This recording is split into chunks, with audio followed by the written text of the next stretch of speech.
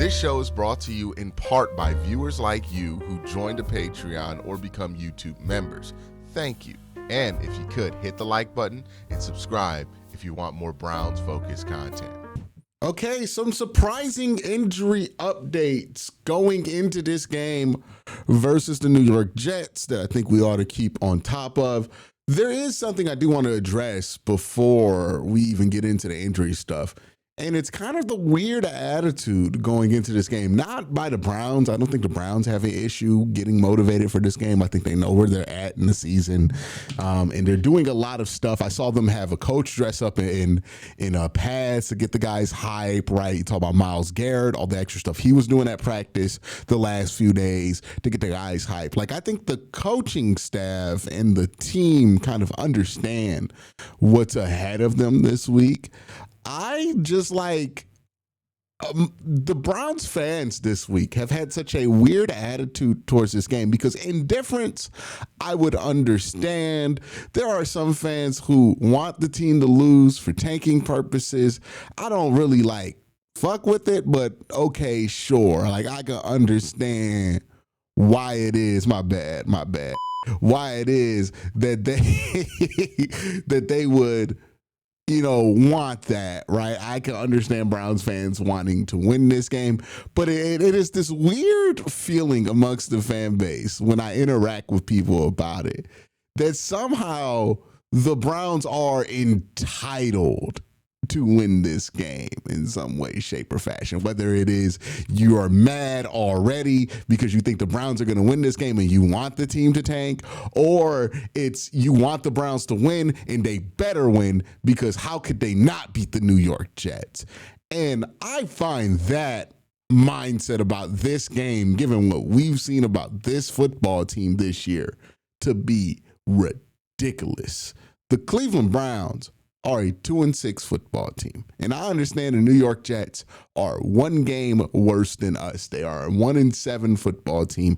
They've won one game this season. But one, in the NFL, as I always like to say, you're never as good as you think you are, and you certainly aren't as bad as you think you are. So don't think that the New York Jets are just this bumbling bad team that can't beat you even if you let them try to beat you, right? And also, the Cleveland Browns this year are not above losing to anybody. And to act as if the Cleveland Browns are inherently above losing to anybody when they have an offensive success rate of 32% right now is ridiculous. It is capital R ridiculous to think that the Cleveland Browns are above losing this game to the Jets. And I would argue, I think the Jets are probably going to play their best football, their best looking football from here on out from the rest of the season. Because one, they got nothing left to lose, so they're going to throw a bunch of shit at the wall.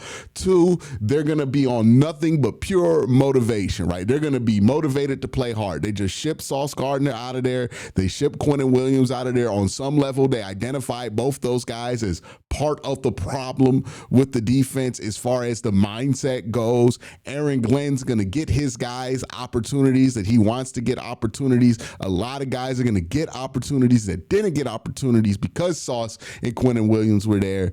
And that's going to lead to a team that's motivated to prove something. Everybody thinks that the Jets are this walking L, but they don't believe that, right? And here's the hilariousness of this all. As much as some Browns fans are looking at this game as if they are entitled to win this game for whatever reason, that the Jets are so bad that even the Browns couldn't lose to them, the Jets are looking at the Cleveland Browns as one of the most winnable games left on their schedule. Like, who are we? Who are we? I said the same thing before the New England Patriots game, where everybody was telling me, well, Quincy, what you don't understand this week is that the Patriots haven't beaten anybody. They've only beaten mediocre teams. And my response to that was simple. Who do we think we are? Right? Like, I hate to be negative, but I have to be in reality. Right? And unfortunately, the reality is this football team is not just a 2-6 football team. They deserve to be 2-6. Their offense is abysmal. They can lose to anybody. Now, they might be able to rise up and surprise you and beat some teams because, yes, the roster for the Cleveland Browns is very talented. But the amount of times that they've played an effective amount of offense to make their roster matter is very little this season. The Jets scored like 40 points recently. We think that we're beyond losing to them. I mean, the Jets beat a team we didn't beat in the Cincinnati Bengals. Now, you could argue the Browns should have beat the Bengals, but the fact remains they beat the Bengals, and they did it while scoring 48 points. We ain't done nothing like that all season. I'm not saying the Jets are better than the Browns, but, like, certainly not a team I just put my nose up at. Like, they're going to be a problem for this Browns team. And the reason they're a problem for this Browns team is because we're not that much better than them. That's unfortunate. You should be much better than them. You have the talent to be much better than them. Roster-wise, you are. But when it comes to executing and winning football games, we have 2 wins, they have 1. I don't understand how people are just like acting like the Browns should be able to sleepwalk through this game and win it. I don't understand how people are already panicking about draft position in November about a game that the Cleveland Browns might lose. Like, we got to slow our boat a little bit here, right? I think people are counting their eggs before they hatch. You know, we'll see what the win-loss record is in December. And if the Browns have a win-loss record that could net them the number 1 overall pick in December, I promise you they're going to try everything they need to get that. You know what I mean? But the Browns are not good enough to take anybody for granted on their schedule. I see people hitting me up. Quincy, why are we even talking about quarterbacks? We got 4 or 5 games that we're going to win on our schedule. What the fuck are you talking about? I'm sorry. The Browns haven't won a road game in like a year. Like, what are we talking about here? But the Browns have won 2 games this season. They won against the Green Bay Packers at home, and they beat the Miami Dolphins at home. Browns haven't won a road game in a year. Last time they won a road game, Deshaun Watson was the quarterback. It was against the Jacksonville Jaguars in Jacksonville, that one game that they decided to be Trevor Banks Stadium, which was stupid, by the way.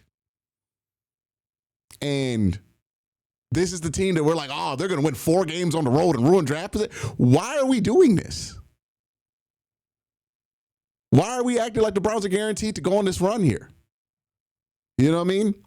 They got to prove that they're capable of us even assuming that they're going to beat any of these bad teams on their roster, on their schedule.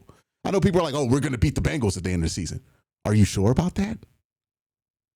We didn't even beat the Bengals at the beginning of the season. Well, and that was at home. Now we're going to beat them in Cincinnati? Well, we're going to beat the Raiders.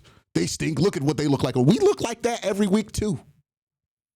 And that's on the road, on the West Coast. And we haven't beaten the Raiders in Las Vegas or Oakland in a very long time. What about this year's going to feel different?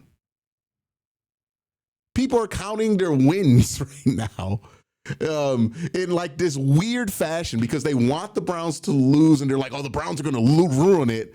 And it's this weird thing where like they think the Browns are going to win all these damn road games. And they're already mad about winning this game. And it's like, 1, you shouldn't be upset about winning a game in November. 2, what about this game is a gimme for the Cleveland Browns? Maybe if they had Josh Allen, it'd be a gimme, right? If they were the Buffalo Bills, it's a gimme. If they were the Baltimore Ravens, maybe you can make the argument it's a gimme, right? If they were a better football team, you can argue that it's a gimme, but this team's won 2 games. They're looking at, just letting you know, Jets fans are looking at this as a gimme, just like Browns fans are looking at this as a gimme. We are the same right now. We're not better than anybody, and that's unfortunate. Now let's talk about the injury report, but before I do that, got to thank my sponsor, Sleeper. Got my picks in for this week. We got 4 picks here ready for this weekend of football. Now that the Browns are back, these could be Browns related again. Garrett Wilson going up against the Browns. I think that he won't have a super big chunk play on the Browns. Now, that's a gamble because Tyson Campbell has had a history of giving up chunk plays. But I think Denzel Ward is going to follow him for most of the game, and that's going to keep his longest reception under 21 yards. Dylan Gabriel, they have his line at like rush yards at 7.5. I think that he's going to have some rush lanes available to him in this game, and he's going to take those rush lanes. I think he'll have more than 7.5 yards. Jerry Jeudy, I think this is the game where they finally get Jerry. Like, you change the play caller, you get Jerry Jeudy going, you get Jerry Jeudy the ball. I think over 37.5 yards is fair, and I think over 3.5 receptions is fair as well. Those are my picks for this weekend. Let me know what you would do in the comment section down below. And if you want to join in the fun, join Sleeper. Get a 100% match on up to $100 when you join using the promo code WORSTTAKE.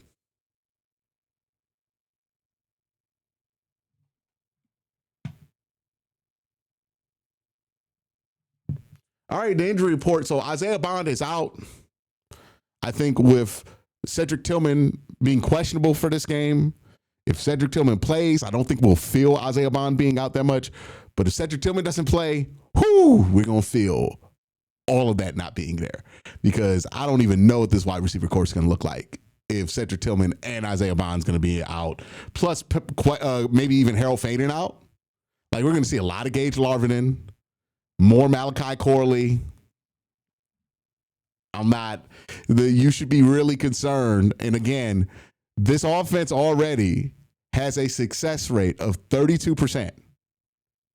They might be without their number 3 wide receiver, their number 2 wide receiver in Cedric Tillman, and Harold Faden, who has effectively been their number 1 or 2 wide receiver. That's not good. And this offense is already struggling to score points.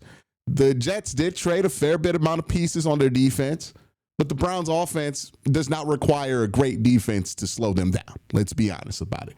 The Browns offense just requires a defense to slow them down, which has been the case for them all year. Remember, this is a team that struggled to run the ball versus the Miami Dolphins, who are the 32nd ranked run defense in the NFL. So points are going to be hard to come by for the Browns. They're going to be real hard to come by. Cornelius Lucas is questionable for this game, but I think Cam Robinson's going to play, and I think Jack Conklin's going to play, so I think you're good there. Carson Schwesinger being questionable is a huge deal because he had the high ankle sprain. You assumed he was going to be out for maybe a month. He might be back this week. We'll see if they push it with him. That's going to be interesting to watch. But yeah, the injuries that the Browns have coming into this game, I think a lot of people are overlooking this, making assumptions kind of coming into this game with their nose held up at the Jets because they made all those trades. And they're expecting some kind of offensive explosion from a team who has not had an offensive explosion all year. Maybe it's because they switched play caller. Maybe it's because, the Jets traded Sauce and Quentin Williams. Look, man, I'm just being real with you. This is shaping up to be an ugly game offensively for the Cleveland Browns. If you don't have Harold Faden, on top of not having Isaiah Bond, maybe even not having Cedric Tillman, even though I think Kevin Stefanski said in the press conference that they're going to give Cedric Tillman a go this week, so he's going to play, which is good, right? That kind of cancels out the Isaiah Bond thing. Harold Faden not being there, I mean, this is like one of your leading receivers. I think he is your leading receiver right now. He is one of the leading receivers amongst all rookies right now, regardless of position.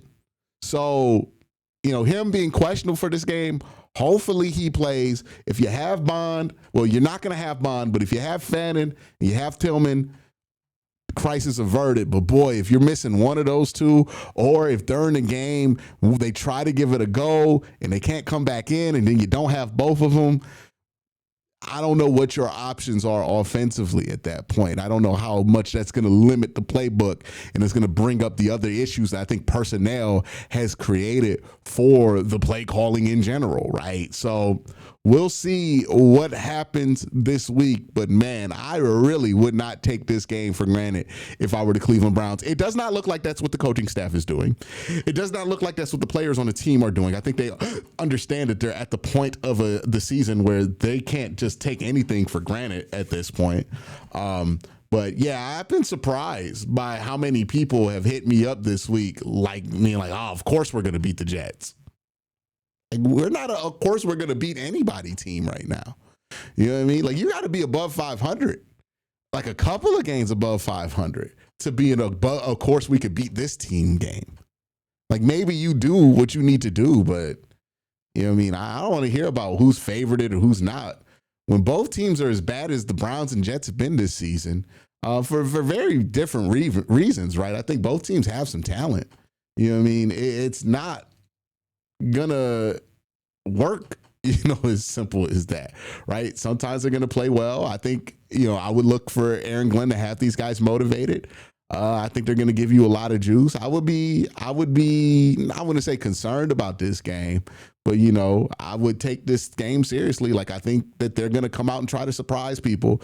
And I've seen it before where a team gets counted out because they make a bunch of trades at the deadline and they come out and they play some good football the week after that, right? Because they got a lot to prove. A lot of people are just saying, hey, they're going to roll over. And I'm pretty sure they're insulted, if you're the Jets, by the notion that the Browns, who've been struggling just as much as them, are just going to walk into their house and roll them. Like, I'm pretty sure they feel disrespected by that, right?